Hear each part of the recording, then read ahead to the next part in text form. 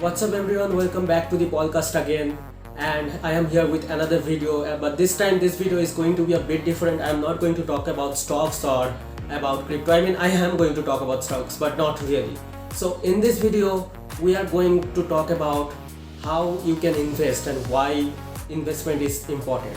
I am not going to go into much detail because I want to keep this video very short. So I will just talk about why investment is important, and I will make a separate video on what kind of investments you can make to secure your future. But here I am just going to outline why investment is important. I wanted to make a stock video this week, but I don't think I will be able to get to it because stock videos are very time sensitive. You know, the market is always changing. So it's best to release these videos very early on. But I don't think I'll be able to do that because there's a cyclone coming towards us and my broadband will probably be dead in the next few days. So why is investment necessary? Okay, so most families right now just deals with savings. A lot of families, a lot of people doesn't do a lot of investment, especially people who are young or who are in their early 20s. They don't really do much investment, they don't really think about it. They will just mostly just spend the money somewhere, you know, like they will buy a phone, buy a laptop, whatever, like they will just spend it, or you know, go out with friends. But investment is very necessary, and the earlier you start investing, the better it is, the better your future will be. So let's say you are doing a job and you are earning 25,000 per month, right? I mean, you are probably not earning 25,000 per month, like if you are of my age, and this video is only for people who are around the early 20s, around mid 20s, or people who haven't even hit their 20s yet, because that is mostly my audience, and I am just making this for my audience. I'm not making this for someone who is 40-year-old or 30-year-old. So as someone in early 20s, you are probably not earning 25,000 per month. You are probably earning 15,000, 10,000, 20,000 at most. So let's say you are earning 20,000 per month, right?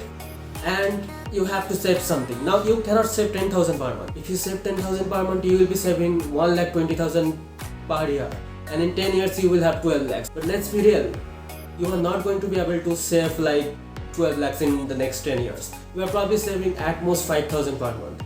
So let's do some maths. So if you are saving 5,000 per month, you are saving 60,000 per year, and that is also if nothing goes wrong. That if you really could save 5,000 every month without fail, then you will have 60,000 every year, and in 10 years you will have like 7 lakhs.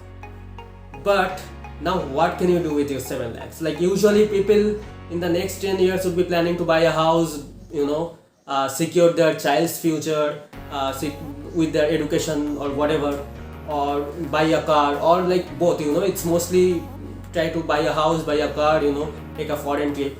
But with 7 lakhs, you are not going to be able to buy a house. You can barely afford a car.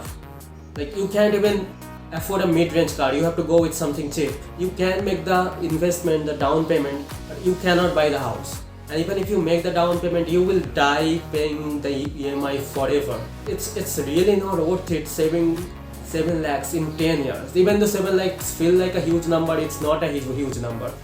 You can waste 7 lakhs just like that. Okay? So it's not enough. Clearly saving is not enough. Even if you have a better job, even if you save like 12 lakhs per year, 12 lakhs in 10 years, even 12 lakhs is not enough. You cannot buy a house with 12 lakhs.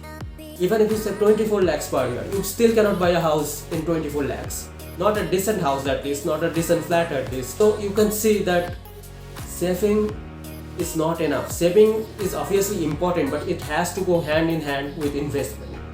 I am just giving you a brief outline. A lot of things can go wrong. A family member of yours might be down with a disease and suddenly you need 5 lakhs. Where are you gonna get that money? It's only in a very rare instance that you will be able to save 10,000 every month and accumulate 12 lakhs in like 10 years.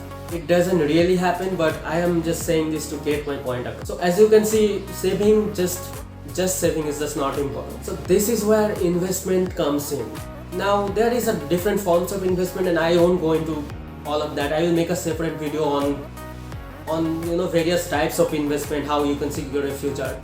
If you guys want me to make the video, just comment down below. You are not going to invest in a property or in gold because you are like of my age, you are in your early 20s. So If you're trying to buy a house, then you are just stupid. Don't do that. Don't endanger your future right now. So what you are going to do is either invest in stocks or in crypto or in mutual funds, really.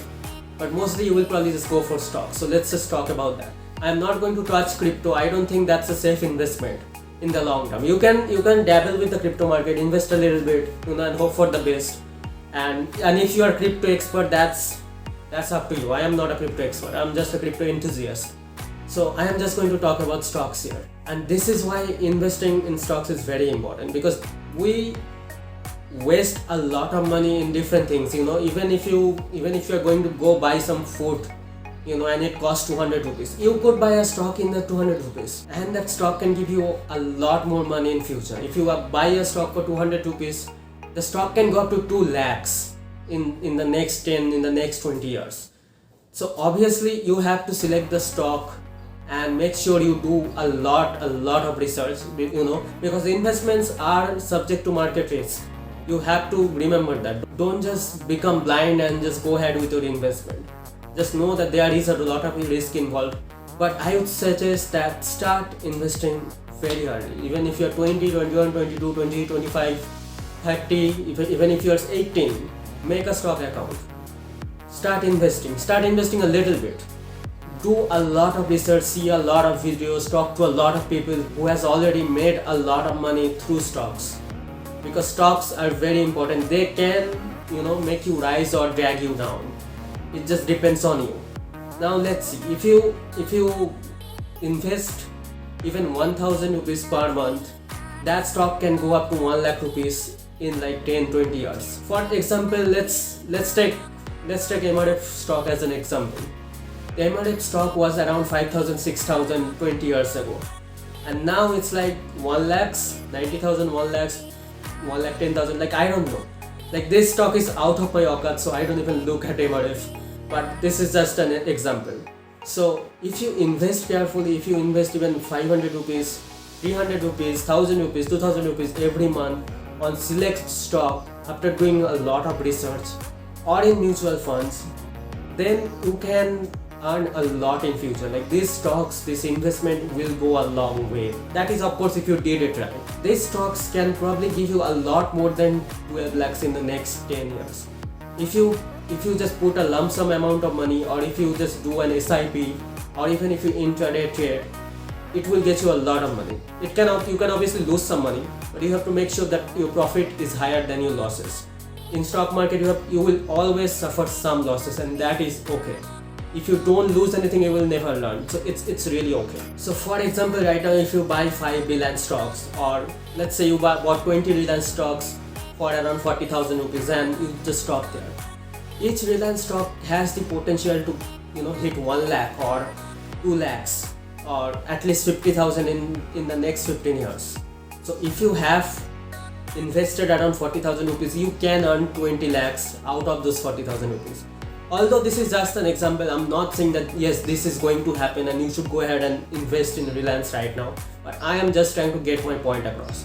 Obviously, with the investment, make sure that you don't invest everything. Make sure you have everything for yourself, and then you invest anything that's surplus. Invest the amount of money that you can afford to lose. Even if you lose this money, it's okay for you.